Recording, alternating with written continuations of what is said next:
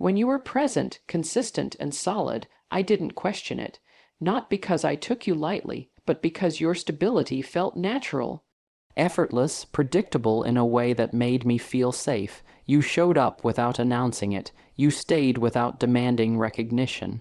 And slowly, I began to assume that your presence was permanent. That assumption didn't come from disrespect. It came from comfort. You see, when something is rare, we often don't recognize it as rare while it's still within reach.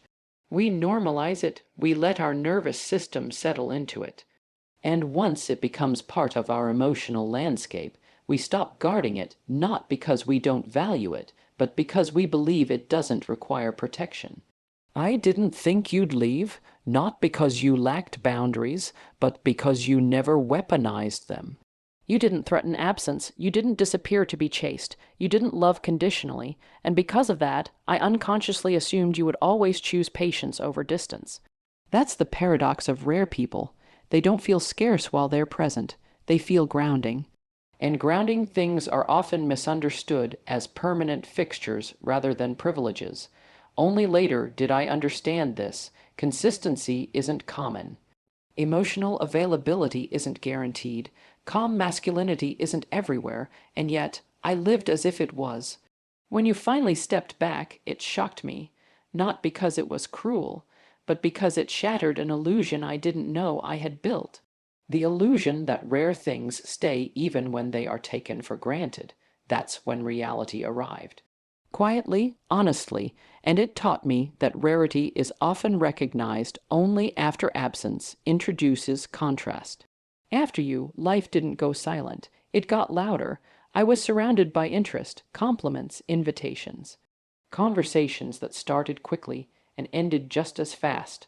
On the surface, it looked like abundance. But emotionally, it felt thin, hollow, temporary. I realized something uncomfortable. Attention is easy to find. Depth is not. Everywhere I went, I met men who wanted access, not connection.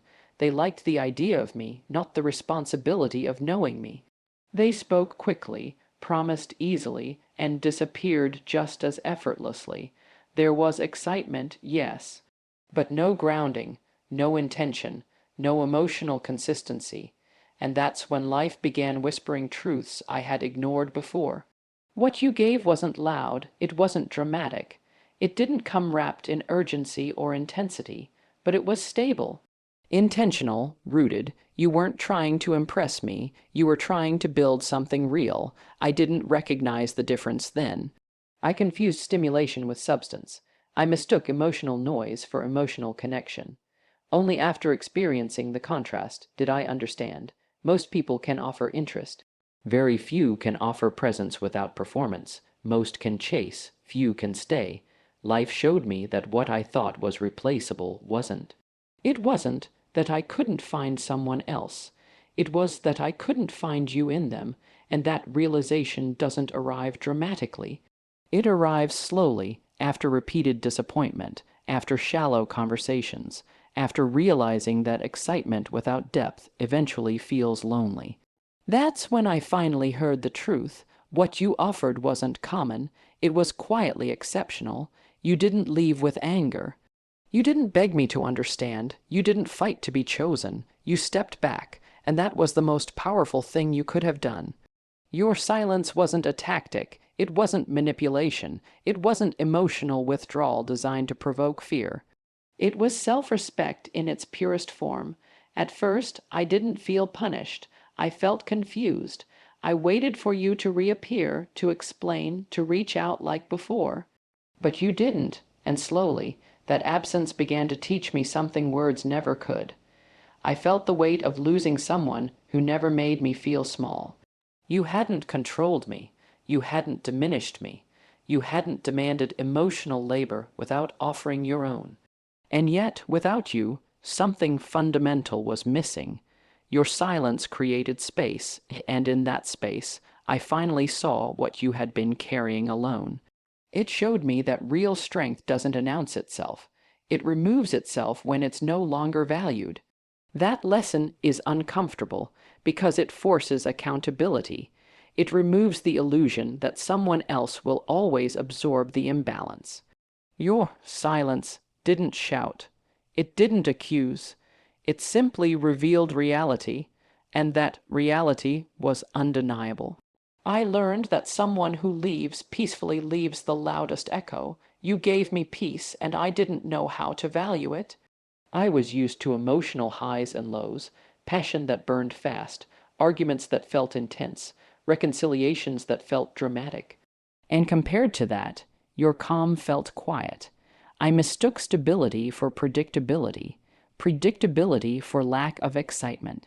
And excitement, I believed, was the proof of connection, but excitement fades, chaos exhausts, and drama eventually exposes its price. Only later did I understand what calm really is: emotional safety, consistency, the absence of fear. You didn't create adrenaline, you created trust, and trust doesn't spike, it settles. Regret grows where safety once lived. When life introduced me to instability disguised as passion, I finally understood what I had misunderstood. Peace isn't boring, it's rare, and once lost, it becomes unforgettable. You never tried to compete. You didn't raise your voice to be heard. You didn't perform masculinity. You didn't fight for attention. You knew who you were, and you trusted time to do the explaining. That quiet confidence is intimidating only to those who mistake noise for power. You didn't argue your worth.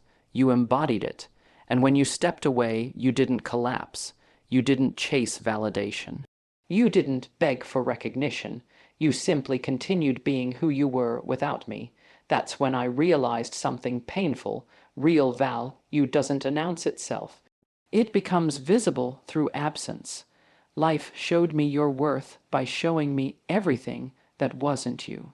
Many people wanted me, few chose me. Wanting is impulsive, choosing is intentional. You didn't desire me for the moment. You chose me with consistency, with patience, with presence, and once a woman recognizes the difference between attention and intention, she never forgets the man who offered the latter. Rarity leaves a permanent imprint. Even when life moves on, the lesson stays.